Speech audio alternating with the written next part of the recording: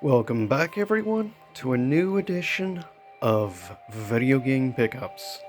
This time we are, hard to believe, already in the month of May. And this is gonna be a Nintendo Gamecube edition of stuff I've been picking up over the last year, here and there, just a few. First up, of pickups, we have Batman Vengeance. In case you don't know about this game, this was actually a launch title, originally for the Nintendo Gamecube. And obviously from character designs in the back, this game revolved more or less around Batman the Animated Series, which of course was huge in the 90s, and still really highly regarded to this day. Though, like Joker design and stuff, you can tell this was based more on Season 5 designs from the animated series, which changed up a lot of certain elements, like Joker's design, as well as many other characters they would redo. Now, to be fair, this game is not super highly regarded, which is why you can find this game relatively cheap. Next up, we have, based on, of course, the beloved Pixar film. And yeah, there's going to be a few games in this video that is based on, obviously, commercial properties. But yeah, I've actually never played this. Funny enough, a lot of times, usually stuff based on movies and shows tend to be more platformers, weirdly enough. But yeah, this is, of course, you can play with any of the four. As many people say, this is the perfect Fantastic Four film, and I get where they're coming from. Still, you can get this also dirt cheap, like, I believe I got this for like $4, so yeah, it's like super cheap and easy to get a hold of. Next up, another one that was dirt cheap, based on the Disney version of course, the Chronicles of Narnia. Of course, also, this is a more of like an action platformer. It leans a little bit more on the action than actual platforming, which is at least a little bit better. In some ways, I would say the games remind me just a little bit of like the Lord of the Ring games based on the films, from certain aspects. But still, yeah, you can find this game dirt cheap as well, just like Incredibles. And surprisingly, this has gone a little bit more positive over many other movie tie-in games. Next is one of two different Lego games I got a hold of, both super cheap. Actually, I believe I paid like $5 for both of the Lego games together. Now, this is of course based on, obviously, the Star Wars prequel trilogy.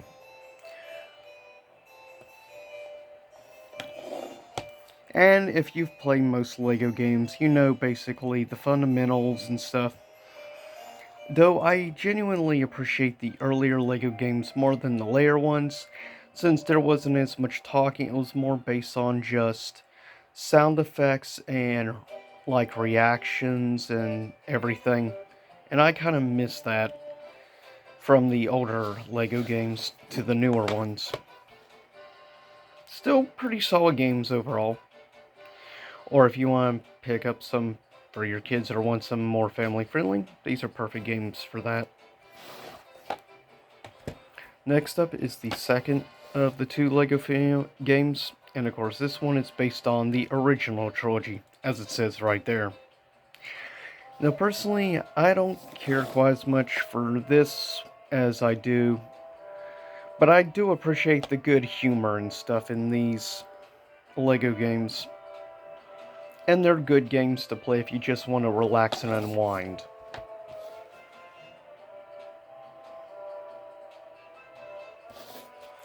Now we're getting to a few bigger ones.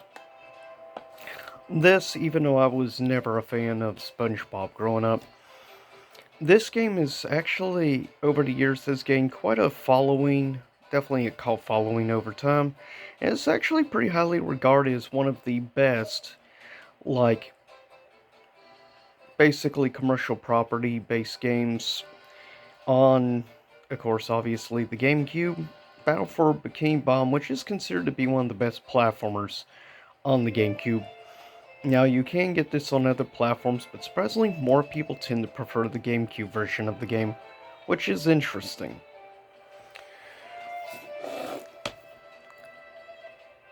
Now, I would say if you're a fan of these games, I'd say you'll definitely appreciate this more so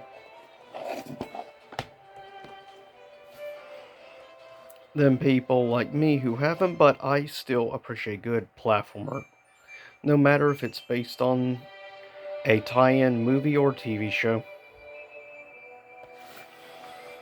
Next, of course, I had to get at least one Sonic game. Sonic Heroes, which is actually a very mixed opinion game.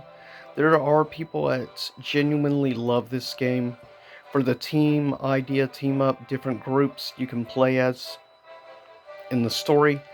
And there's people who despise and hate it, but a lot of times, a lot of those people are also the same people who hate on the adventure games. Which, of course, as for me, I love the Sonic Adventure series. So, for a long time, I actually wanted to play this, mostly just so I could try out, like, Team Dark, specifically is one I wanted to try, as well as Team Chaotix. Still a great game, and you can get this definitely more affordable than some of the other Sonic games. Second to last, I figure I'd save the best for last. First of the last two, of course, the classic Resident Evil Remake. And like it said there, it was originally exclusively to the GameCube, which is quite interesting. And obviously, a very good quality. This is, in my opinion, a perfect remake.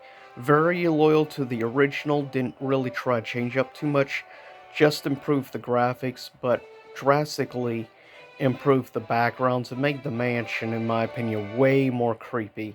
It did a way better job. Funny enough, though, I do think it also boosted the difficulty a little, especially with the stupid Crimson Head zombies.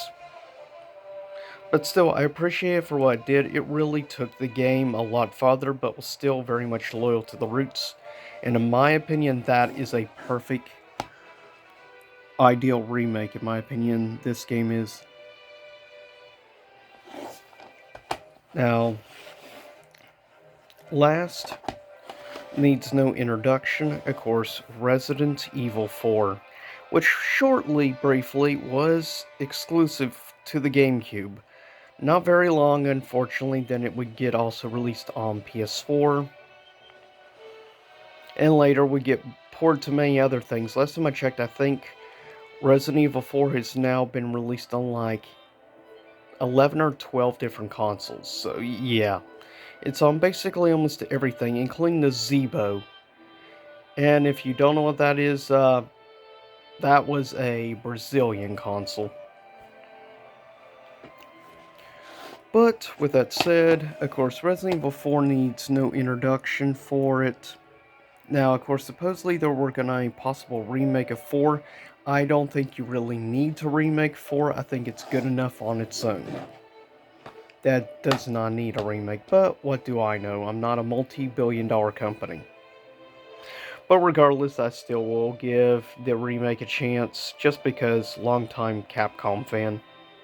But with that said, that is it for this edition of Video Game Pickups. And I'll see y'all next time, same YouTube time, same YouTube channel. Stay safe, and hopefully you enjoyed in the background the Legend of Zelda music I chose. But I'll see y'all again soon enough. And hopefully enjoy this. And maybe, hopefully sometime next year I can do another GameCube edition. But I'll see y'all next time.